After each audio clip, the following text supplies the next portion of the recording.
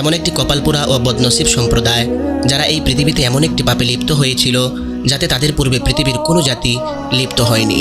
এই সম্প্রদায় কি এমন পাপে লিপ্ত হয়েছিল যার কারণে তাদেরকে পৃথিবীর সবচাইতে খারাপ সম্প্রদায় বলা হয়েছে? এবং ওই গুনাহটি কী ছিল যাতে তারা লিপ্ত হতো, এবং এই গুনাহের মধ্যে তারা কিভাবে লিপ্ত হয়েছিল, এবং এই পৃথিবীতে সমকামিতা কবে থেকে শুরু হয়েছিল, এবং আল্লাহ তাআলা এই সম্প্রদায়ের উপর আগুন ও পাথরের আযাব কেন নাজিল করেছিলেন, এবং কেন এই সম্প্রদায়ের কিছু মানুষকে পাথর বানিয়ে দেওয়া হয়েছিল, যা এখনও গোটা পৃথিবীবাসীর জন্য দৃষ্টান্ত হিসাবে রয়েছে। প্রিয় বন্ধুগণ, এই ভিডিওতে আমরা আলোচনা করব এই পৃথিবীতে সর্বপ্রথম সমকামী সম্প্রদায় কারা ছিল, এবং সর্বপ্রথম এই পৃথিবীতে সমকামিতা কে করিয়েছিল, এবং কিভাবে এই গুনাহের ভিত্তি স্থাপন করা হয়েছিল। প্রিয় বন্ধুগণ, এই সমস্ত প্রশ্নের উত্তর কোরআন ও হাদিসের আলোকে এই ভিডিওতে আলোচনা করা হবে ইনশাআল্লাহ। সুতরাং আপনাদের কাছে অনুরোধ, দয়া করে এই ভিডিওটি শেষ পর্যন্ত দেখবেন।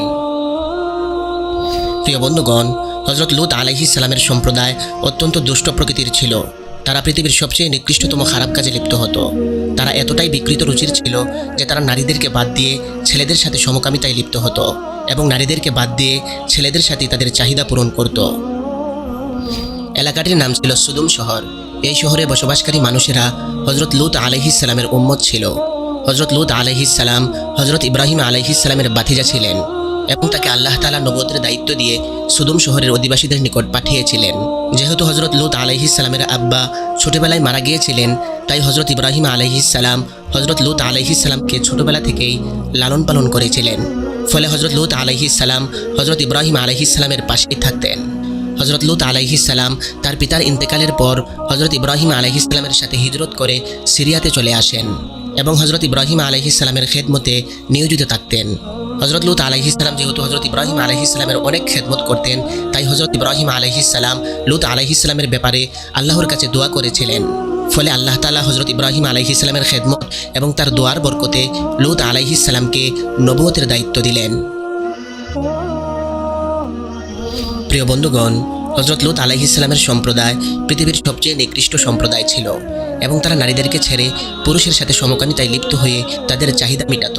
কিন্তু এই সম্প্রদায়ের মানুষেরা এই ভয়াবহ গুনায় কিভাবে লিপ্ত হয়েছিল, এবং কোন জিনিস তাদেরকে এই গুনার প্রতি উৎসাহ দিয়েছিল? বর্ণনায় পাওয়া যায় যে যেই শহরে এই সম্প্রদায় বসবাস করত, ওই শহরকে সুদুম শহর বলা হতো। সুদুম শহর এমন একটি এলাকা ছিল যেখানে আল্লাহ তাআলার খাস ফজল ও করম বিদ্যমান ছিল। এই শহরের শাকসবজি থেকে শুরু করে বিভিন্ন ধরনের ফলমূলের গাছ বিদ্যমান ছিল, এবং এই শহরে বিপুল পরিমাণ ফল ও শাকসবজি উৎপন্ন হতো। সুদুম শহরের এই এলাকাটি সর্বদিক থেকেই অত্যন্ত সুখ ও সমৃদ্ধিময় ছিল, আর এই কারণেই আশেপাশের প্রচুর মানুষ প্রয়োজনীয় জিনিসপত্র সংগ্রহ করার জন্য এই শহরের মধ্যে আসা যাওয়া করত। কিন্তু সুদুম শহরের অধিবাসীদের এটা সহ্য হলো না। তারা মনে করত যে এই শহরের সমস্ত ফলমূল ও শাকসবজির উপর শুধুমাত্র তাদেরই হক রয়েছে। এজন্য কওমে লূত আশপাশ থেকে আসা সমস্ত লোকদের প্রতি অতিষ্ঠ ছিল। একদিন কওমে লূতের কিছু সংখ্যক মানুষ এসব নিয়ে ঝগড়া বিবাদে লিপ্ত হয়েছিল।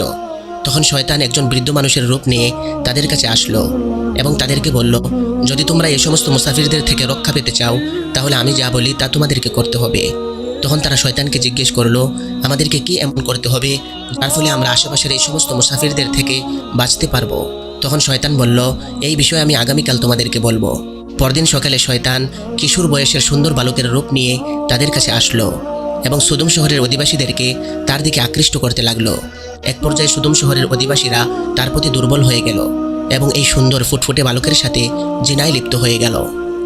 এই পাপ কাজে লিপ্ত হওয়ার পর শয়তান তাদেরকে বলল, যদি তোমরা আসা যাওয়া করা মুসাফিরদের থেকে রক্ষা পেতে চাও, তাহলে প্রত্যেকটি মুসাফিরের সাথে এই কাজ করো। যখন তোমরা প্রত্যেক মুসাফিরের সাথে এই কাজে লিপ্ত হবে, তখন কোনো মুসাফির তোমাদের এলাকায় আর প্রবেশ করবে না। প্রিয় বন্ধুগণ, এভাবে সর্বপ্রথম শয়তান এই সম্প্রদায়কে সমকামিতায় লিপ্ত করেছিল, এবং এই সম্প্রদায় এই গুনাহের প্রতি এতটাই স্বাদ অনুভব করলো যে তারা এতে অভ্যস্ত হয়ে গেল। ফলে পরিস্থিতি এমন হয়ে গেল যে মানুষেরা তাদের স্ত্রীদেরকে ছেড়ে পুরুষের সাথে সমকামিতায় লিপ্ত হতে শুরু করলো, এবং তাদের চাহিদা পূরণ করতে লাগলো। এই গুনাহ সুদুম শহরে এতটাই বিস্তৃত হয়েছিল যে প্রত্যেকটি গড়েই মানুষ এই গুনাহে লিপ্ত হতো। কোনো একটি মানুষও এই গুনাহ থেকে মুক্ত ছিল না। এদিকে যখন হযরত লূত আলাইহিস সালাম তার সম্প্রদায়ের এই জঘন্য কাজের ব্যাপারে জানতে পারলেন, তখন হযরত লূত আলাইহিস সালাম অত্যন্ত চিন্তায় পড়ে গেলেন। অতঃপর লূত আলাইহিস সালাম তার সম্প্রদায়কে আল্লাহর আযাবের ভয় দেখালেন, এবং এই গুনাহ থেকে দূরে থাকার নির্দেশ দিলেন। যেরকমটা আল্লাহ তাআলা পবিত্র কোরআনে বলেছেন, তোমরা কি ওই অশ্লীল কাজে লিপ্ত হও যা তোমাদের পূর্বে পৃথিবীর কেউ করেনি? তোমরা তোমাদের নারীদেরকে ছেড়ে ছেলেদের কাছে চাহিদা পূরণ করতে যাও। আসলে তোমরা সীমা অতিক্রম করে ফেলেছ। প্রিয় বন্ধুগণ, এই কপালপোড়া সম্প্রদায় এই গুনাহের মধ্যে এভাবে লিপ্ত হলো যে সমস্ত সীমা অতিক্রম করে ফেলল। হযরত লূত আলাইহিস সালাম তার সম্প্রদায়কে বারবার বোঝানোর চেষ্টা করেছিলেন, কিন্তু এই সম্প্রদায় এই গুনাহ থেকে ফিরে আসেনি। যখন হযরত লূত আলাইহিস সালাম এই সম্প্রদায়কে এই গুনাহ থেকে ফিরে আসার আহ্বান করতেন, তখন তারা হযরত লূত আলাইহিস সালামকে গালিগালাজ করত। এক পর্যায়ে পরিস্থিতি এমন হলো যে তারা হযরত লূত আলাইহিস সালামকে শহর থেকে বের করে দেওয়ার ধমক দিতে লাগলো। যেরকমটা আল্লাহ তাআলা পবিত্র কোরআনে বলেছেন, তার সম্প্রদায়ের কোনো জবাব ছিল না। তারা বলতো, এই লোক পাক পবিত্র থাকতে চায়, তাই তাকে এই শহর থেকে বের করে দাও। এভাবে যখন এই সম্প্রদায় সমস্ত সীমা অতিক্রম করে ফেলল এবং হযরত লূত আলাইহিস সালামকে ধমক দিতে লাগলো, এবং তারা হযরত লূত আলাইহিস সালামকে বলতে লাগলো যে তুমি যদি আল্লাহর সত্য নবী হও, তাহলে তুমি যে আযাবের ভয় আমাদেরকে দেখাও, সেই আযাব আমাদের উপর নাজিল করো। আর এভাবেই এই কপালপোড়া সম্প্রদায় আল্লাহর ভয়াবহ আযাবের প্রার্থনা করতে লাগলো। প্রিয় বন্ধুগণ, যখন হযরত লূত আলাইহিস সালামের সম্প্রদায় এই পাপ কাজে লিপ্ত হওয়ার কারণে হেদায়েতের উপযুক্ত রইল না, তখন আল্লাহ তাআলার পক্ষ থেকে ভয়াবহ আযাব এসে গেল। হযরত জিবরিল আলাইহিস সালাম 4 জন ফেরেশতা সহ অত্যন্ত সুন্দর বালকের রূপ নিয়ে হযরত লূত আলাইহিস সালামের ঘরে মেহমান হয়ে আসলেন। এদিকে যখন হযরত লূত আলাইহিস সালাম এই সুন্দর বালক মেহমানদেরকে দেখলেন, তখন লূত আলাইহিস সালাম চিন্তায় পড়ে গেলেন, কেননা তার সম্প্রদায় সমকামিতায় লিপ্ত হওয়ার জন্য তার সাথে অনেক আগেই উল্টাপাল্টা ব্যবহার করেছিল। তাই লূত আলাইহিস সালাম এই মেহমানদেরকে নিয়ে অত্যন্ত চিন্তায় পড়ে গেলেন। এদিকে হযরত লূত আলাইহিস সালামের স্ত্রী যখন এই মেহমানদেরকে দেখল, তখন সে চুপে চুপে সদম শহরের মানুষদের কাছে চলে গেল এবং সুন্দর বালক মেহমানদের ব্যাপারে তাদেরকে বলে দিল। এভাবে সে মানুষদেরকে মেহমানদের সাথে সমকামিতায় লিপ্ত হওয়ার জন্য উদ্বুদ্ধ করে আসলো। অতঃপর যখন সদম শহরের সমস্ত মানুষেরা তাদের ব্যাপারে জেনে গেল, তখন তারা সবাই মিলে হযরত লূত আলাইহিস সালামের ঘরকে ঘেরাও করে ফেলল এবং তারা এই মেহমানদের সাথে সমকামিতায় লিপ্ত হওয়ার জন্য হযরত লূত আলাইহিস সালামের ঘর বাড়ি ভাঙচুর করতে লাগলো। হযরত লূত আলাইহিস সালাম যখন এই দৃশ্য দেখলেন, তখন তিনি মেহমানদেরকে একটি কামরায় লুকিয়ে ফেললেন। অতঃপর লূত আলাইহিস সালাম তার সম্প্রদায়ের মানুষদেরকে অত্যন্ত নম্রভাবে বোঝানোর চেষ্টা করলেন, কিন্তু এই কপালপোড়া মানুষগুলো হযরত লূত আলাইহিস সালামের কোনো কথাই মানতে রাজি হয়নি। উল্টো তারা বলতে লাগলো, আপনার ঘরে অবস্থানকৃত সুন্দর সুন্দর বালকদেরকে আমাদের হাতে তুলে দিন, যাতে আমরা তাদের সাথে আমাদের চাহিদা মেটাতে পারি। তাদের কথা শুনে হযরত লূত আলাইহিস সালাম অত্যন্ত মর্মাহত হলেন। এদিকে এই সমস্ত কর্মকাণ্ড এই মেহমান বালকগুলো দেখতেছিল, যারা প্রকৃতপক্ষে আল্লাহ তাআলার পক্ষ থেকে পাঠানো ফেরেশতা ছিলেন, যারা আল্লাহর পক্ষ থেকে আযাব নিয়ে অবতরণ করেছিলেন।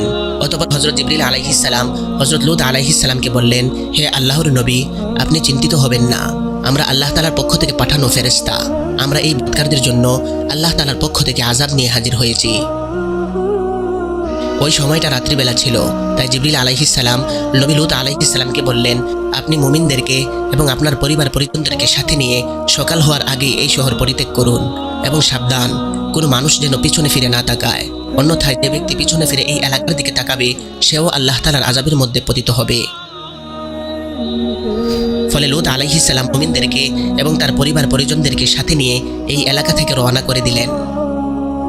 তারপর হযরত জিবরিল আলাইহিস সালাম এই শহরের 5টি বস্তিকে তার ডানার মধ্যে নিয়ে আকাশে উঠে গেলেন এবং কিছুটা উপরে ওঠার পর এই 5টি বস্তিকে মাটিতে উল্টিয়ে নিক্ষেপ করলেন। অতঃপর আল্লাহ তাআলা এই কপালপোড়া মানুষদের উপর পাথর এবং আগুনের বৃষ্টি বর্ষণ করলেন। ফলে এভাবেই আল্লাহ তাআলার ভয়াবহ আযাবের কারণে এই সম্প্রদায়ের গোটা মানুষের অস্তিত্ব বিলীন হয়ে গেল। এদিকে হযরত লূত আলাইহিস সালাম যখন এই শহর ছেড়ে যাচ্ছিলেন, তখন তার বিবি, যে কিনা প্রকৃতপক্ষে মুনাফিক ছিল এবং সে সমকামী মানুষদেরকে পছন্দ করত, সে পিছনে ফিরে তাকালো। ফলে সেও আল্লাহ তাআলার এই ভয়াবহ আযাবের আওতাভুক্ত হয়ে গেল। ফলে তার সম্পূর্ণ শরীর পাথরের মূর্তিতে পরিণত হয়ে গেল।